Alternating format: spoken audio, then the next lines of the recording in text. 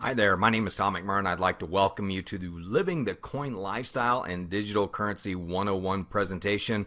I'm the author of the Amazon best-selling ebook, The Seventh Disruption, The Rise of the Digital Currency Billionaire, and real excited to share with you information about digital currency today. If you're a novice, if you have no knowledge whatsoever, this is a great place for you to be.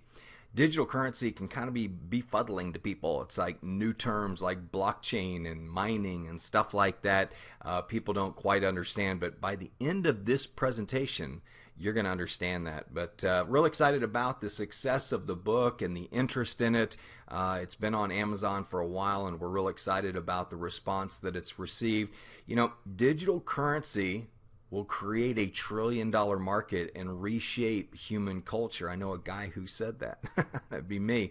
But I want to show you why you're at the right place at the right time, why you should recognize that you're there, and ultimately pull the trigger. So let's go ahead and get into it. You know, Coin Lifestyle 101, this is what we're going to cover in our course today. This is not a presentation. You're going to walk away going, aha, I totally get this.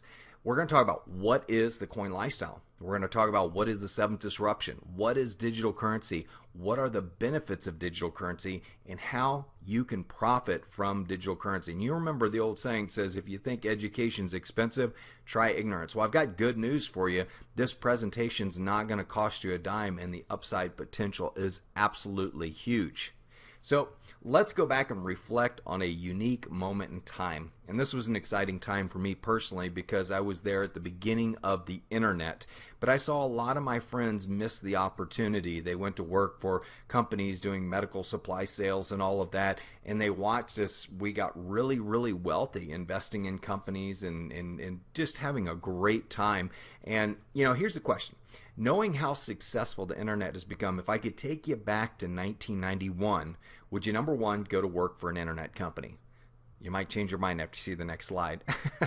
Would you spend more time learning about the internet? Would you be more open-minded to internet opportunities when people bring them to you? Would you listen to your friends and family about investing in risky tech stocks? I mean, how many great investment opportunities were you talked out of by Aunt Martha? Oh my God.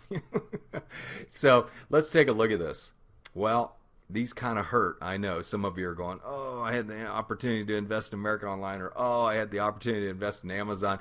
How many of these companies did you have an opportunity to either invest in or go to work for? I mean, some of us, we would go to work and be janitors. If we could go back to 1991, we'd say, please just let me be a janitor so I can get my hands on some employee stock.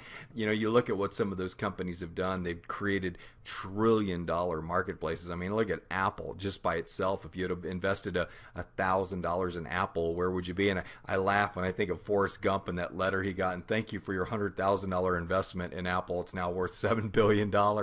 You look at these opportunities. Well, here's the good news. I'm going to show you a page of logos that you don't recognize.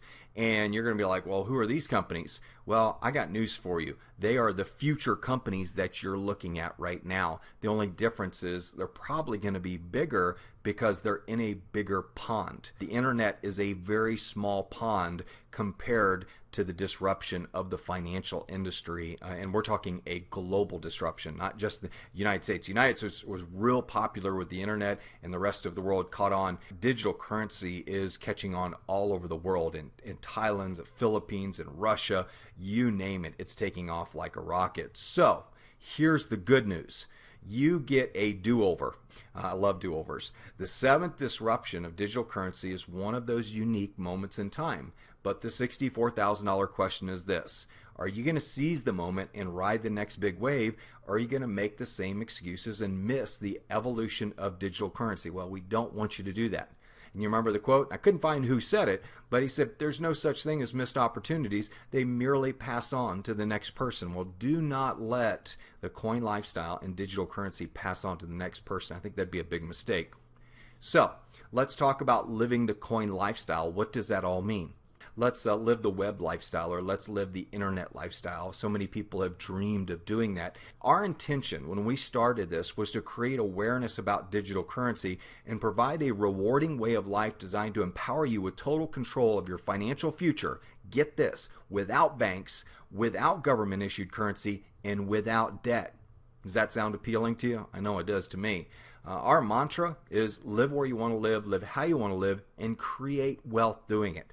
Here's my vision, okay? I want to be on a sailboat, at least 90 feet, but I want to sail all around the world. And when I'm in port, I want to be able to connect to the internet and, look at my digital currency investments and my accounts and look at what's going on in the sales teams I've built around the world for digital currency. I want to be able to live that life. That, to me, is what the coin lifestyle is all about. Now, you might want to do it on the ski slopes. You might want to do it on the beach. You might want to do it in the big city. I don't know what your dream is, but you definitely have to come here with a dream. I mean, if you want to create wealth, you've got to have a dream in front of you. You've got to have your why in front of you. So our mantra, live where you want to live how you want to live, and create wealth doing it. You can define that any way you want to. Now, the Coin Lifestyle Manifesto, we have 4 elements to it. First is we want you to get educated. We don't want you to come into this blind. We want you to eyes wide open when you come in here. Invest 15 minutes a day reading an article or watching a video. We want you to build your own jigsaw puzzle of the future of digital currency for your life. Get experienced. Conduct your first transaction, and we're going to help you do that. We'll actually give you the money to do it. We'll send you some Bitcoin, and we set you up, and in 5 minutes you can make a donation to the United Way with our 2 little videos that we give you. That's the first thing we want you to do, because we want to make it real. We want to show you that doing business in digital currency is just as easy as doing business in regular currency. Actually, sometimes it's easier. Hence we want it to become a part of your lifestyle. That's why we call it the coin lifestyle. I'm at a point now where I'm buying groceries, I'm buying gas, I'm buying stuff on Amazon. I'm doing everything through digital currency. I'm paying my contractors, I'm paying my developers. I receive money for services, for consulting services. I do business in digital currency, and I like that because I feel liberated. I feel like, hey, even if currencies go underwater, government issued currencies, I know how to conduct business without the need of government currency. And I love that. The third thing is we want you to get engaged. We want you to share the coin lifestyle with others and grow our tribe. Now, we use the word tribe because it comes from Seth Godin's book called Tribes. And we just have a powerful mission. We have a powerful manifesto. We have with the 7th disruption, we are beating our drums, okay? We're out there telling people that are fearful of what we're doing, there's no need to fear it. You should be embracing this. And the only reason you fear it is because you don't know where to start. And at the end of this presentation, you'll know exactly where to start. And that first thing we're going to do is we're going to give you a little bit of education. I want you to download our ebook for free. Get a free membership to the Coin Lifestyle and start educating yourself, and then do that first transaction. And after you do that, you'll be like, wow, this is amazing. I can't believe it's so easy.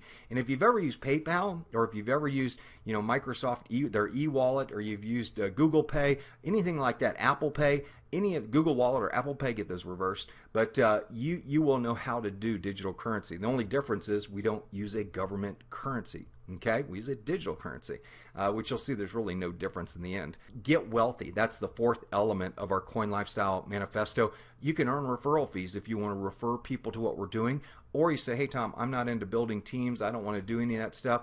I have a business and I want to be able to accept digital currency because my competitor's doing it already. Well, you're going to find that out. There's over 150,000 businesses worldwide accepting Bitcoin already. And there's a whole bunch that are about to accept OneCoin, because OneCoin, if you take MasterCard, you'll be able to accept OneCoin. That's pretty cool, huh?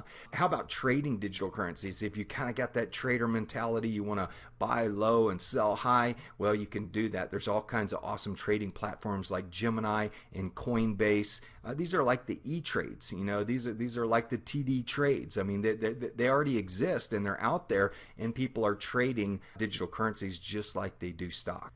Okay, let's talk about what a disruption is. And a disruption is really serious. A disruption occurs when the value chain that's vital to the existence, okay, meaning if it's cut, that company, industry, or country is gone, okay?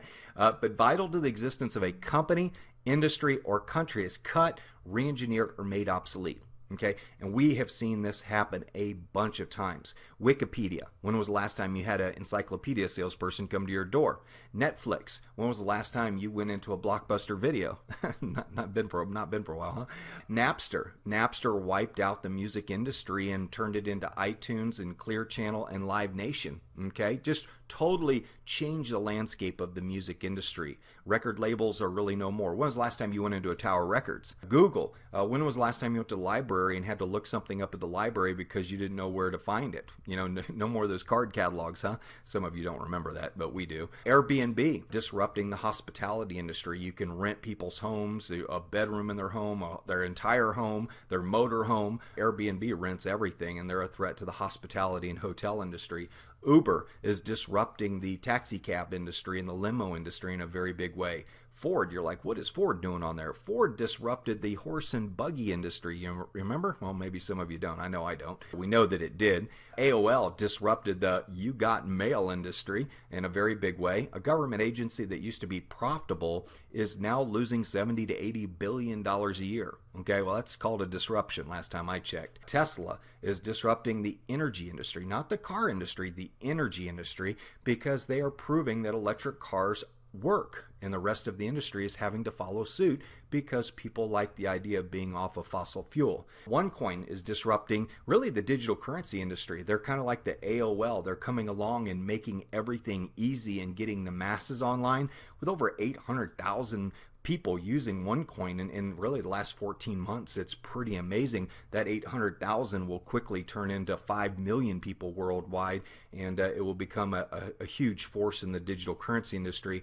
WordPress, you know, hey, if you've got a blog, you can create a media empire. I mean, look what TMZ did, and Perez Hilton, and all the different bloggers that are out there. And I could have put YouTube up here too, definitely a disruptor as well. I mean, there's hundreds of companies that I could put up here that have disrupted industries, but those are ones that you're most likely familiar with. So that's what a disruption is.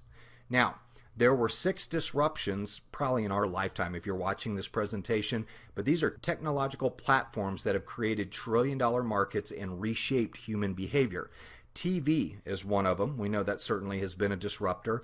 Internet has really disrupted the publishing industry. There's a lot of newspapers that are acting kind of the way the banks are today. Oh, you know, digital currency is no big deal. Well, that's what the big newspapers were saying about the internet, and boy, did they change their tune. So many of them went out of business. There are printing presses out of business all around the world. Email obviously disrupted the postal industry, and I've already told you the story on that one. They're hemorrhaging $80 billion a year, and if they were a private enterprise, they would have gone out of business. You can't lose $80 billion a year. That's insane. Mobile is disrupted, well, everybody's driving habits. I mean, mobile's disrupted everything. I could go on and forever, but you know that to be true. That platform is absolutely amazing. E-commerce and Amazon has disrupted malls. They say in 10 years there'll be more vacant malls than there are open malls. That's pretty amazing. That's a lot of big real estate out of business. If I was a mall developer, I'd be a bit concerned. Social media has disrupted the dating industry. It's disrupted Madison Avenue. It has disrupted, the job placement industry. So those were 6 technological platforms that have created trillion-dollar marketplaces. I mean, social media, just the top 5 companies alone, their market caps are close to $1 trillion between Twitter and Facebook and YouTube and some of the other big players, Match.com. I mean, there's some massive ones. LinkedIn, major companies. Pinterest, just phenomenal. I mean, the market sizes. And you got to understand, social media really just started a decade ago. So it really hasn't been around that long to create $1 trillion marketplace in a decade. It's pretty awesome.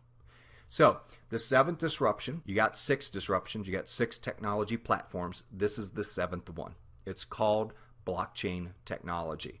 And you're like, oh boy, what's that word? Well, number one, blockchain is a free downloadable software, and it facilitates peer-to-peer, some people don't know what that means, but computer-to-computer consensus-based transactions. And the best way for me to explain that, if you remember Napster, if you downloaded a song from somebody, it came from other people's computers. It could be coming from 20 different people's computers, and that's what they call peer-to-peer, and not a central computer. And a central computer just connected you. Okay, and these are consensus, meaning you agreed upon the transaction. So that's what a peer-to-peer consensus-based transaction is.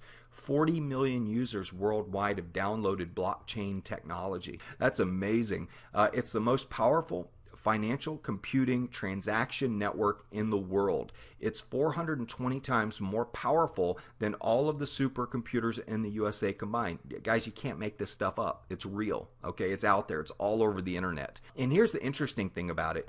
There is no central authority for blockchain software. So if you want to go build your own financial institution on the blockchain and do transactions or title transactions or escrow transactions, this software is available for you to build on top of it. It's all open source. Nobody controls it except for actually the community. It's a decentralized community governed, and there's no way to shut it down. The only way to shut down blockchain technology is if you shut down the entire internet. And I don't see that happening anytime soon. I think you'd be shutting down the world if that happened.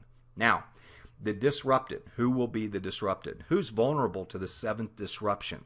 Any industry or organization that uses an intermediary or a middleman or middlewoman to conduct a paper or electronic transaction. That's worth repeating. Any industry or organization who uses an intermediary, middle person, to conduct a paper or electronic transaction. Well, right off the rip, that includes banks, title and escrow companies, money transfer services, medical records and billing is going to be a gigantic industry. Governments. I mean, there will be governments that literally are put out of business because people come up with better mousetraps to conduct government.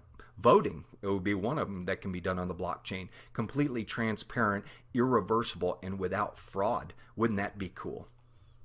There are some people who don't want that. So here are some of the disruptionistas. And I always jokingly tell people, you'll probably go tell all your friends and Aunt Martha, oh, I'm going to invest in digital currency. And they're going to go, what?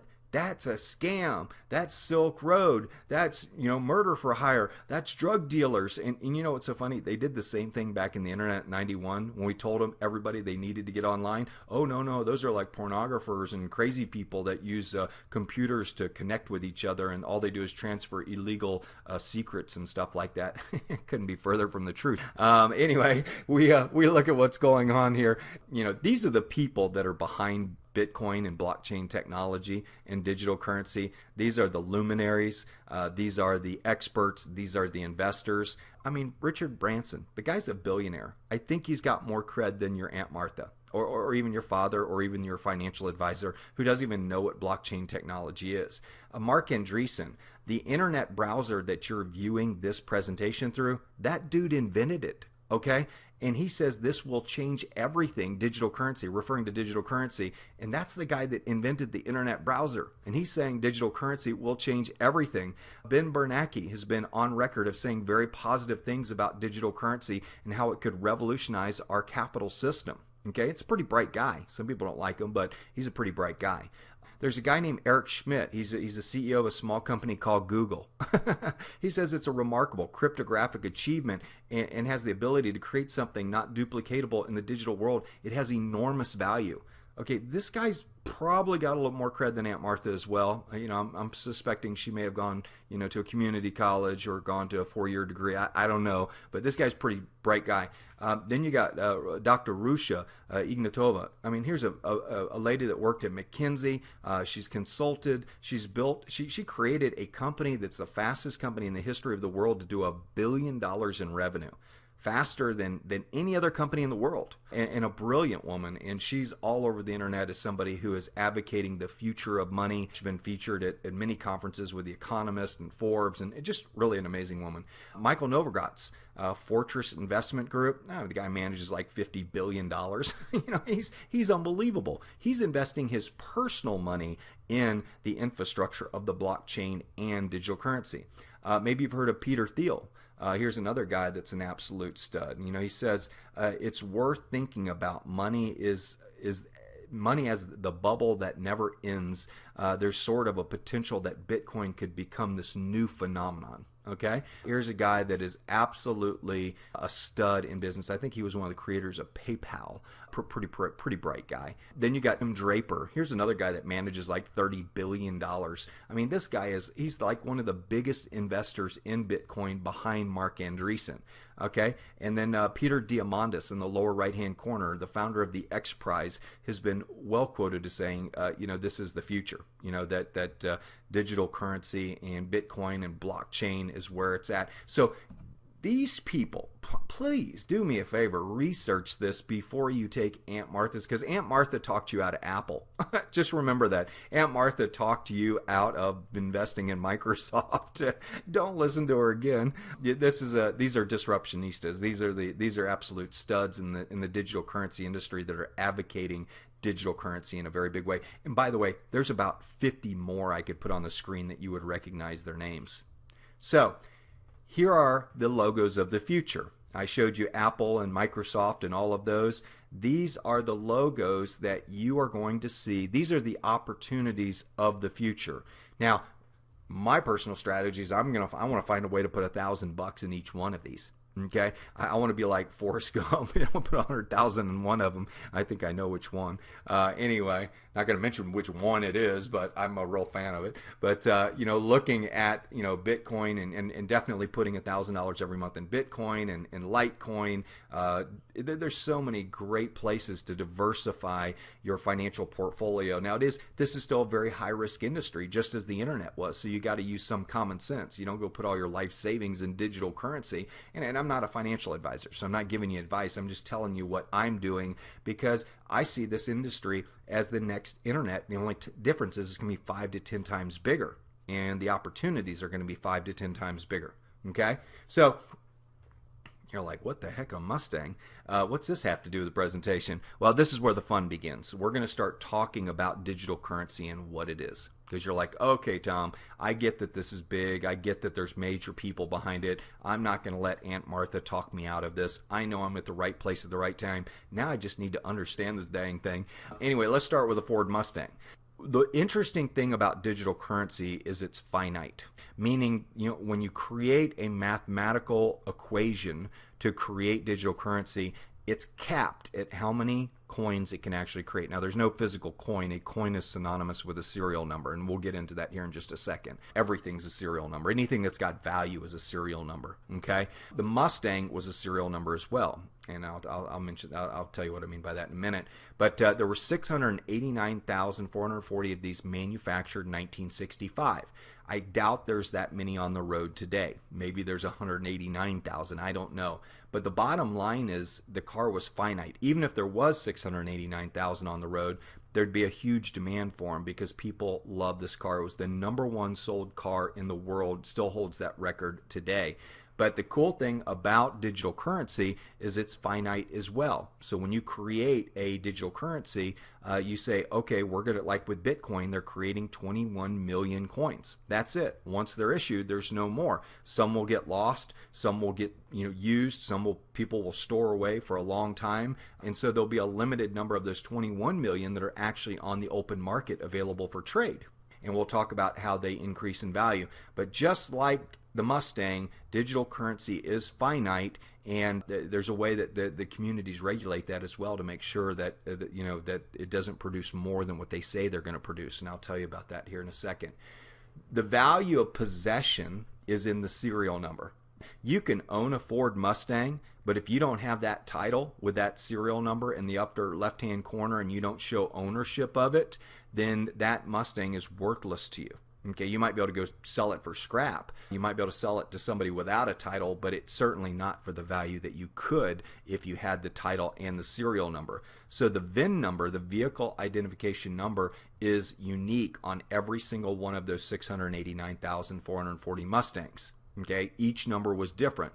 Well, guess what? If you pull out any bill in your pocket, you will find out that they all have serial numbers as well.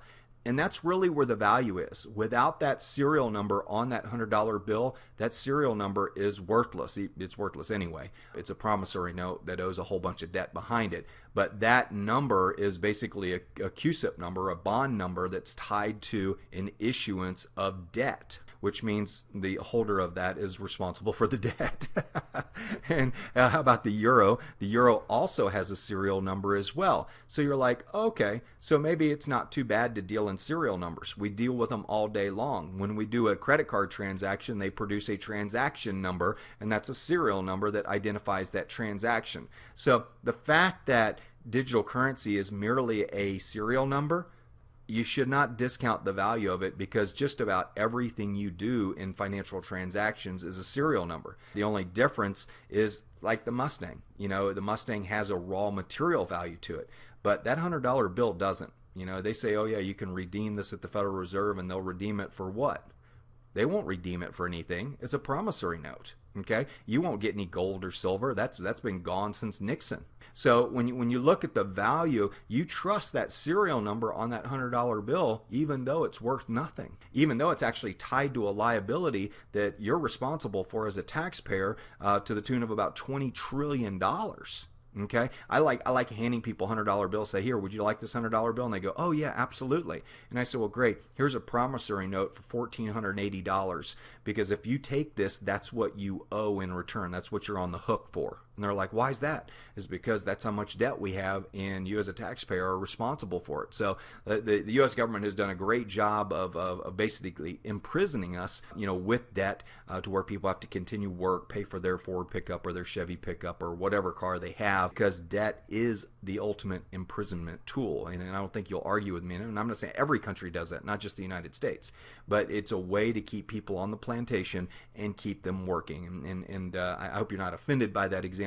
But in reality, when you look at the dynamics of it, I'm not far off. The idea is, can you live on the plantation without debt and without having to, you know, work if you don't want to? That's the big question. Okay, and if I could answer that, you could, with the way we're doing business, and I'm excited about that. So, how is the market value of the dollar, of the Mustang, of the euro? How are they determined?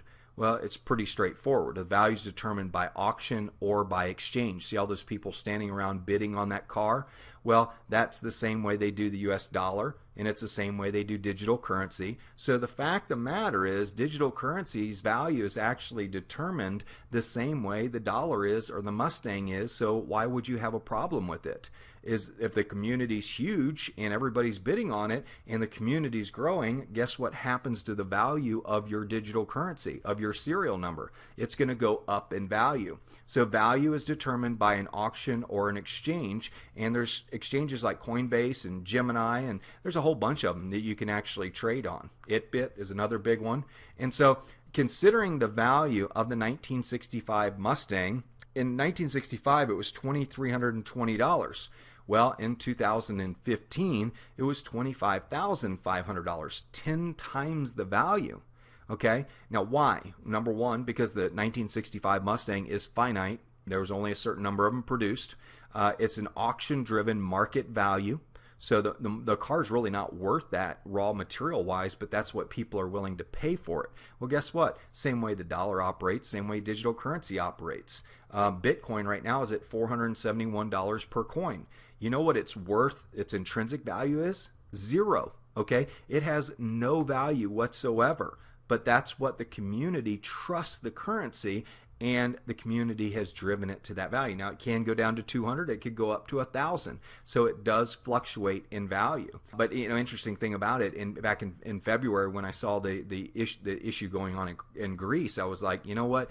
I want to start putting some money into Bitcoin, because I think people in Greece will start buying Bitcoin and using it to transact business.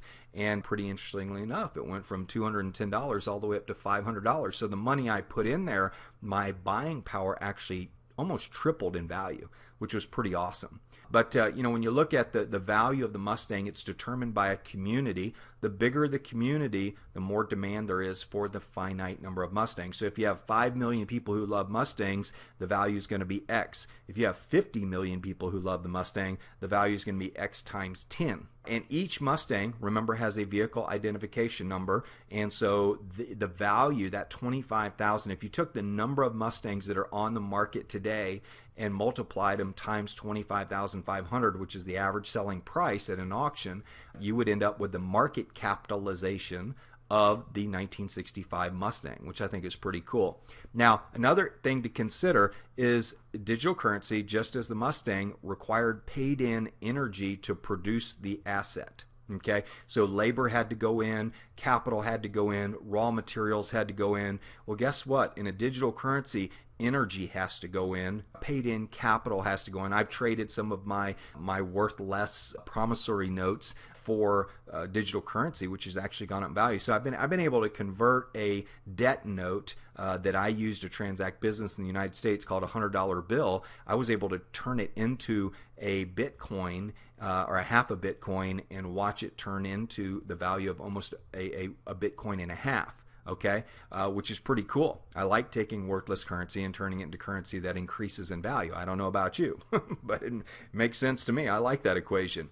Now, let's look at the comparison. The difference between the 1965 VIN number and digital currency serial number: a Mustang can't be fractionalized. So if I owe you $2,500, I can't send you 10% of my Mustang. So that's not realistic. Mustang's not easily portable, so if I want to go shopping, I really can't take it with me like I can my mobile phone and my digital currency wallet that's on my phone. The audience is limited for the Mustang. Not everybody around the world is going to be interested in the Mustang, whereas everyone around the world is interested in transacting business. And I want you to know something. There's 6 billion people that don't have access to organized financial services. And Bitcoin solves that problem. The other 6 billion people around the world, as long as they have a mobile phone, they can download an e-wallet and they can transact business in Bitcoin. Okay? The traditional banking industry doesn't want anything to do with them because they're not profitable customers for them. Okay? So the Mustang also has a raw material value. That's one thing that that Bitcoin and digital currencies don't have, and frankly, neither does the dollar. So I don't even know. People make the argument, well, Bitcoin's worthless. I go, well, so is the paper money that you're spending in the United States and Europe and Greece. It's all worthless. Okay? Because there's more debt than there's more debt than we have interest money to pay on. We don't have enough revenue to pay the interest on our debt. That's pretty bad. Just in the United States alone, $20 trillion. Oh my God. Digital currency has no raw value. It's portable. It can be broken into millions, and the audience is global, okay, which I think is very neat. Attributes. Oh, so by the way, when I mean global, it means I can use the money anywhere. It's the same price everywhere. I don't have currency exchange and all that rip-off stuff they do with currency exchange. But digital currency is a trusted language. That's all it is. It's a language that says, hey, if I trade you a Bitcoin today, you translate that into $451. That's what that's the translation of what one Bitcoin is. If I translate a one coin, it's $4.30. So if I translate a Litecoin, this is what it is. And that value, that language is created by the community, and it's communicated by the community. So if I'm doing transactions with you and you trust the digital currency, I can transfer it to you as a form of a language. Digital currency is a unique serial number, just like the 65 Mustang, okay? But it can be fractionalized. That's the only difference. It does take in paid-in capital or energy to create digital currency. You can't create it with debt. Debt is not an option in digital currency, okay? Not one of its attributes, which is good because debt is an imprisonment tool. Transactions are conducted peer-to-peer, which means it's computer to computer. There's no central authority. There's no central bank. The community regulates everything that goes on. So when I make a transaction, every computer that's running the software, if I send $20 to Bob in Bitcoin, my account drops by 20 in value, and Bob's value increases on his computer, and that changes on all the computers around the world. All the computers around the world verify that I had that money to send to Bob. If Bob spends it, they deduct it from his account and add it to whoever else. It's a ledger. It's a big ledger is all it is. And these peer-to-peer computers monitor it. Now, if you try and defraud the Bitcoin network, you're going to need about, I think it's somewhere around $500 billion worth of energy, and you have to be able to do it within a 10-minute period, and that's if the community doesn't see you trying to replicate transactions. Okay, it's that powerful, and I'll talk about that in a minute. I told you there was over 40 million computers running it, and it was 420 times more powerful than all the supercomputers in the U.S. combined. So that pretty much rules out fraud right there. Okay, it can appreciate and depreciate in value.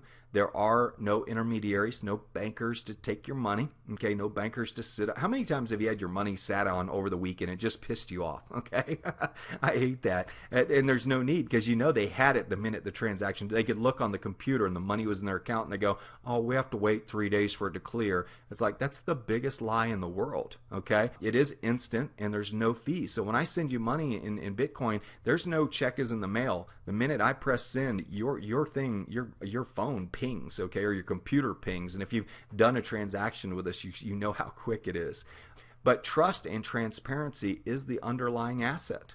Okay, it's what the community deems the value of it is, and if the blockchain, the public ledger, it has integrity and nobody messes with it, which they really can't with the blockchain anymore because it's so huge, people just trust it. I hate to say it, but they trust it a little bit more than they do central banks because central banks are just pouring debt and just, I mean, it's just crazy. I mean, it's sad actually. I have kids and I worry for them, you know.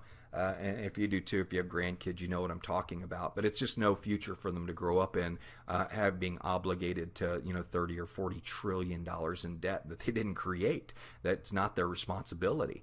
But look at the benefits of digital currency. It can increase in value over time. I mean, what if you buy one coin at $4 and it goes to $40? Well, your buying power increased times 10, okay? I don't see the dollar or the euro or the Swiss franc doing that anytime soon. There's no opportunity for identity theft or counterfeiting. The blockchain is too powerful for that. Now, if you lose your passwords, okay, and somebody gains access to your computer and your mobile phone, yeah, they could steal your money. But that's not identity theft. Identity theft is when they steal your social security and they turn into you and they open accounts in your name and stuff like that. You can't do that with Bitcoin. Okay, you can't do that with the blockchain. So identity theft and all that stuff, all those packages that you buy and credit protection and all that stuff, just don't think that's a ruse by the banks trying to create more profit, okay? It's not necessary. And here's the problem. When you do a financial transaction, your packet of information travels from, let's say, Target to their credit card processor to their bank, from their bank to whoever vendor they owe the money to or whatever. But every time it touches a different person, your packet of financial information is exposed and available for a hacker to gain access to. Well, guess what? When I send money over Bitcoin, I can publish my account number publicly. Nobody can hack it. Nobody can steal from me. And none of my financial information is associated with that number. So if you're into privacy, that's probably one of the biggest selling points of digital currency is that integrity and privacy that it has. Okay, you're not exposed. So if you've ever had your identity stolen, if you're not chasing down digital currency and loving it, you just like abuse. Okay, you just don't want you want more identity fraud. I hope not. But the benefits are strong. No debt. Transactions are instant, no fees, global pricing. It's the same value everywhere in the world. No government or central bank manipulation. What happens if you're in Greece and they do government controls and they limit you to $50 per day that you can take out? Well, if you got your Bitcoin account, you walk down to the Bitcoin ATM machine, you can take out as much as you want. Okay, there's no government controls on Bitcoin. They don't control it. They can't control it. Okay, it's portable, it's private, and it's globally accessible. So, I mean, you think about, people traveling all over the world. I don't even have to travel across, I don't even have to take electronic devices with me. I can travel to a computer anywhere in the world and access a computer and access my money. So all this, traveling with more than $10,000 or anything, it's kind of bull is what it is. It's just a way to control you and track people who are spending money around the world. Okay, I don't think it's all that important when you look in the huge scheme of things, because most people are doing business honestly around the world. Now, accumulate. You're like, okay, Tom, I love this. Tell me how to get my hands on digital currency. Okay, great. Become a merchant and accept it for goods and services. You can go to bitpay.com. It's an Atlanta vendor here in Atlanta, and they will set you up as a vendor to be able to accept digital currencies for payment of your products, and they'll put all your products in a shopping cart, and you can actually accept digital currency. If you're a consultant like me, somebody owed me $150 the other day, and I just typed it into my app. It created a QR code and a serial number. I sent it to him. He plugged it into his thing, and the money instantly transferred into my account. It was real easy. I just typed in the amount and cut and pasted something and sent it to him. That's all I had to do, and he paid for it. And I didn't have to worry about identity fraud either. Okay, you can acquire it from an exchange. You can set up an account with like Coinbase or Itbit or Gemini, just like you would a stock brokerage account, and you can go buy $1 million worth of digital currency if you want to. You can actively trade for profits if you want to. If you think, hey, every time it drops below 300, I'm going to buy, and every time it breaks above 400, I'm going to sell. Well, you can do that with digital currency, and the spreads are relatively thin. If you're a trader, you know what that means. If you don't worry about it. Mine the coins at wholesale and use them or sell them at retail. Now, this is where the real opportunity, and this is, and there are some really great mining opportunities right now where you can get the coins, let's say you get them at $4, and by the time you pull them out and they hit your account, they're worth $8 or $10. It's those kind of opportunities that you really need to seize now, and get with the person who sent you this video and say, teach me how to mine coins now. I know when my dad read my book, that was the first question he asked me. He read the book, he goes, okay, so how can I use my computer to mine coins and get them at wholesale? That was his first question. Earn commissions and coins referring other people to the members of the coin lifestyle. We have some really great opportunities where you can sell educational packages, and you can earn commissions and convert some of those commissions into coins and into mining opportunities, which that is a great way also of accumulating coins. If you don't have a lot, if 2008 maybe has made your pocketbook a little bit thin, there are some opportunities for you to do that. And Coin Lifestyle, you can get involved for less than, I think it's $25 a month. They have an 80% commission on their program, and some great retreats and some other ways to make money. As you grow your business, you can start accumulating coins now. And folks, we're at the very beginning. You're very fortunate to have a presentation that can outline it, because these presentations didn't exist 2 or 3 years ago. I mean, not even a year ago. There was these, Bitcoin people going around trying to make it all complicated like it was rocket science and confusing everybody and scaring everybody. We've gotten to a point where we've like AOL'd it. We're like, dude, this is simple. It's like PayPal. Just sign up. Get your e-wallet. It's all inclusive in the account. You're good to go. Put your money in. Get your mining going. You don't have to set up fancy computers and servers and video cards and all that garbage anymore. That's what scared everybody away. Is they're like, well, police are going to come visit me because my power bill is tripled, and they'll think I'm growing drugs in my attic. Trust me, that happened. So if all of a sudden your power bill quadruples, you're probably going to get a visit. There's probably going to be a cruiser sitting around your house somewhere. Some people are going, oh, that's why he was out there. Anyway, but we like to have fun too, by the way. So earn commissions and coins, referring other people to Coin Lifestyle. Great way to do it. Okay, so let's talk about getting started. Digital currency is better experienced than explained. My friend Andreas Antonopoulos says that, and I love that. And he's very true. And so does Roger Ver. And it's very true. You just got to go do it. Okay? And there's nothing you can break. There's nothing you can lose. We're going to give you the first money anyway. And go try it. Have some courage. I mean, courage is a prerequisite of building wealth, by the way. And so is risk, too. So if you're risk adverse, this may not be the best industry for you. You may want to go, go look at something else. But join the Coin Lifestyle and request your free. And by the way, you can do that for free and request your free copy of The Seventh Disruption. I'm also going to give you an audio book. I'm going to give you a podcast. We're going to give you a bunch of stuff, and you're going to have links and everything. Set up a blockchain.info wallet. Also, you can set up other wallets with companies like OneCoin and Coinbase. We want you to have several e-wallets so you can get familiar with how to do business and conduct a transaction outside of a government-issued, what they call fiat currency. That's government-issued currency, debt-based currency, if you will. Do a transaction outside of government-issued currency. A lot of people are like, wow, that was really cool. I just did my first commercial transaction outside of a government-issued currency. And I mean, you did them maybe in the past with Beanie Babies and marbles and walnuts and baseball cards, but to actually donate money to like United Way or buy something on Amazon or go to overstock.com or buy a plane ticket on Cheapo Air, whatever. There's so many different ways you can use Bitcoin. It's very, very cool. 150,000 businesses, and if they don't take Bitcoin, typically you can buy, say, a gift card off of gift.com. That's GYFT.com. And we teach you all of this stuff in our videos, so you don't have to write all that down. But there's just such an incredible opportunity to learn how to do business outside of the debt-based world. And that's what we're really encouraging people to do is if you don't like debt and you want to be out of debt, this is a great avenue, a great place for you to start. Begin mining and accumulating coins. I've already told you mining is the #1 opportunity. Any digital currency that launches where there's a mining opportunity, where it's simple, where you don't have to buy all these fancy computers, you ought to jump on it and look at it, because especially if they have a proven way of building their community, because that's going to be very important. And then share the Coin Lifestyle story. Share this video and start earning referral fees. I mean, we're not hard pressing people. I mean, either people get it and they go, dude, I do not want to miss the next internet. I do not want to miss Internet 2.0. That's really what people are excited about. Now, let me share something exciting with you, and I'm just about done here. But look at this. Bitcoin has already paved the path for us. Bitcoin's the #1 producing investment in the history of the world. It went from 10 cents to $1,203 in 5 years, and you're like, oh yeah, but look, it dropped all the way back down. It dropped down to $250, and now it's back up to $500 again. Okay, and they say this thing could go to $5,000, $6,000, $7,000 per coin. I mean, there's only 21 million of them, so there's not that many of them out there, okay? So the opportunity for this thing to absolutely explode and create wealth for you is incredible. And people say, well, once you're in digital currency, can you go back into debt-based currency, fiat-based currency? The answer is yes.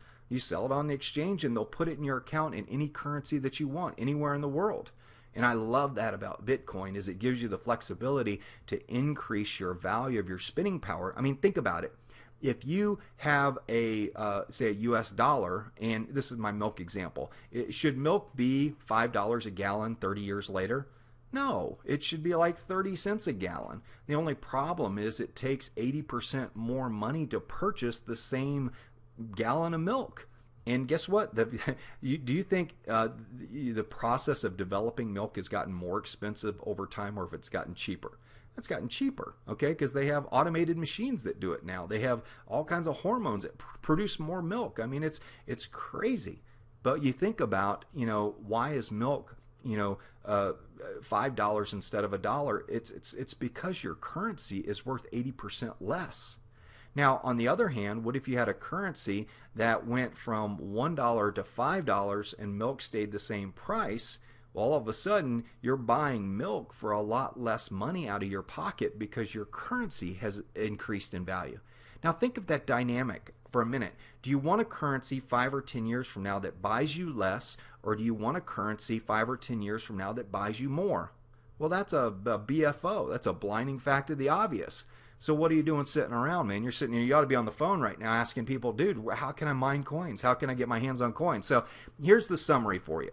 All things considered, Bitcoin has already proven the blockchain technology.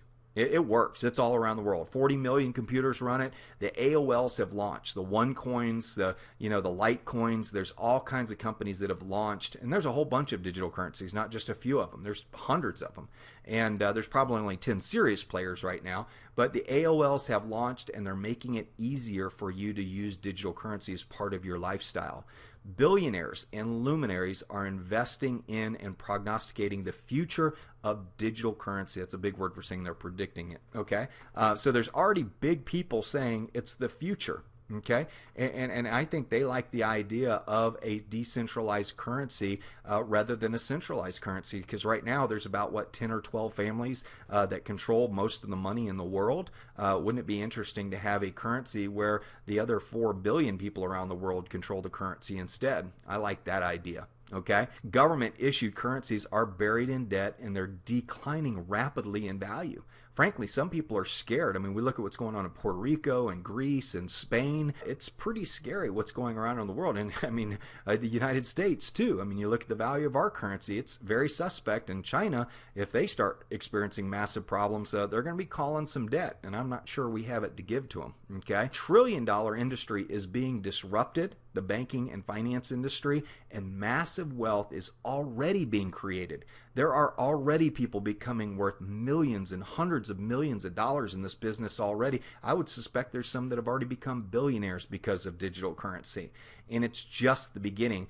I suspect there will be trillion-dollar companies created in this space, and one of them is probably very much on track to do it already, and I'm excited about being a part of that company and having put some money in that company. You know, mining coins is where the opportunity is, folks, and you need to jump on that as quickly as possible. And frankly, diversifying is I've done in my own personal self. Like I said, I'm not a financial advisor, but that's what I'm doing personally, because I totally believe in the seventh disruption. I totally believe in the rise of the digital currency billionaire, and I hope that you want to be a part of it. Now, live the coin lifestyle. Here's a quote I'm going to leave you with. If your dreams are bigger than your excuses, you will live the life you've always dreamed of. If your excuses are bigger than your dreams, you will live an excuse of a life. Now, only you can decide that. You're at the right place at the right time. The question is, are you going to seize it? Are you going to pull the trigger? Get back with the person who invited you to this presentation and secure your free membership. Get your education, get your experience, start educating others, engage and start building the coin lifestyle, and start earning incredible money in this awesome industry. Here's the bottom line. You're going to seize it and own it. And I love this. Don't let the illusion of security steal your future dreams. 9/10 of the law is what you've been operating under all your life. Somebody else has possessed your money, and if the banks have currency control, they are the owners of the money, and they're going to control it. But you know what? Digital currency is about 10/10 of the law. Nobody can possess it. Nobody can take it from you, because it is a serial number. Okay? You don't even have to have an e-wallet. You can have them all written down on paper. And anywhere you are in the world, that paper, that ownership, that value is yours. And if you don't understand 10/10 of the law, digital currency is one of the few things that has that attribute, and you really ought to pay attention to it, because 9/10 of the law can be very dangerous at times. Hey, live the coin lifestyle, own your world, and become a disruptionista today.